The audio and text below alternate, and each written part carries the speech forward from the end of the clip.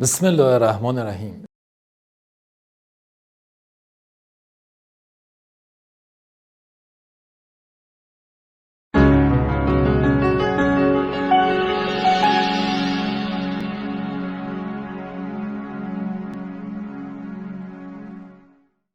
به نظر شما با هر کلیدی میشه این قفل رو باز کرد؟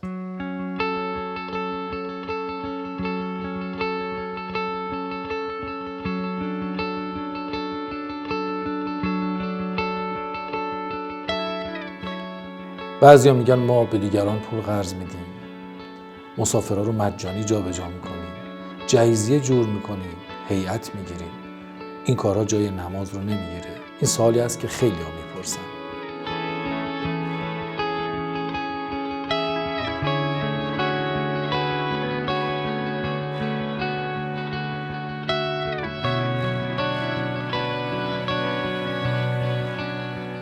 ببینید، این کارها خیلی ارزش داره، اما اگر این کارها جای نماز رو میگرفت، خدا میفرمود به جای 2 رکعت نماز صبح 2 نون سنگک بگیر ببر بده در خونه همسایه‌تون.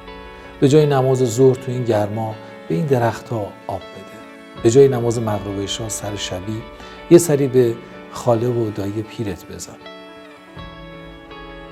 اما خدا فرمود نماز بخون و فرمود که ویل للمصلین الذین هم عن صلاتهم ساهون. وای به حال اونایی که نسبت به نماز بی اهمیت هستن.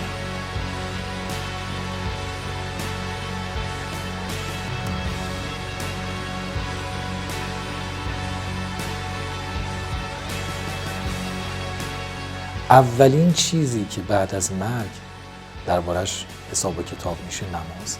این سخن پیامبر ماست.